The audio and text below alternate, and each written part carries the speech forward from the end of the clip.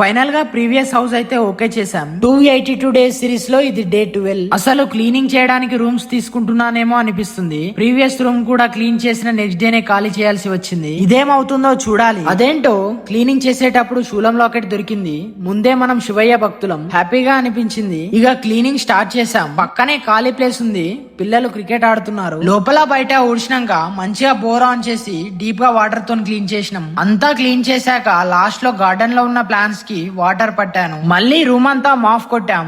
ఇంకా ఏమైనా వాటర్ ఉంటే ఫాస్ట్ గా డ్రై అవుతుందని. అలానే ఫ్యాన్స్ కూడా ఆన్ చేసా. ఈ రోజుకి క్లీనింగ్ వర్క్ అయితే కంప్లీట్ అయింది. కర్టన్స్ కొంచెం డస్టీగా ఉండే, అవి కూడా క్లీన్ చేసా. మన న్యూ రెంటెడ్ హౌస్ కి బాయ్ చెప్పి కేఫ్ కి స్టార్ట్ అయ్యాం. మార్నింగ్ నుంచి ఏం తినలేదు. తిందామంటే అన్ని క్లోజ్ ఉండే. టైం కి గుడిలో అన్నదానం పెడుతున్నారు. ఇక లేట్ చేయకుండా తిన్నాం. మన హిందూ టెంపుల్స్ లో నాకు చాలా నచ్చిన విషయం అన్నదానం. బ్యాచిలర్ గా ఉన్నప్పుడు వినాయక చవితి వస్తే చాలు 9 days అసలు ఫుడ్ కి టెన్షనే ఉండేది కాదు. ఇంకా హ్యాపీ విషయం ఏంటంటే మిగిలిన అన్నాన్ని ఫౌండేషన్ కి పంపడం. అసలు చికెన్ రేట్ చూస్తే కొన్ని డేస్ కేఫ్ క్లోజ్ చేసుకుంది బెటర్ అనిపిస్తుంది. కేఫ్ ప్రమోషన్స్ కోసం కొన్ని వీడియోస్ తీసా. అందులో కొన్ని బ్లూపర్స్ పెడతా చూడండి.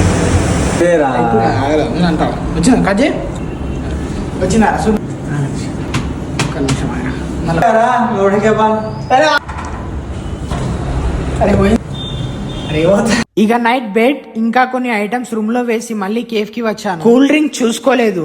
ఎమర్జెన్సీగా కావాలని బ్లింకిట్ చేశా. అసలు కొంతమంది డెలివరీ బాయ్స్ కి పిజ్జా ఎలా క్యారీ చేయాలో కూడా తెలియదు. ఇక నైట్ డిన్నర్ చేయలేదు. తిని పడుకున్నా.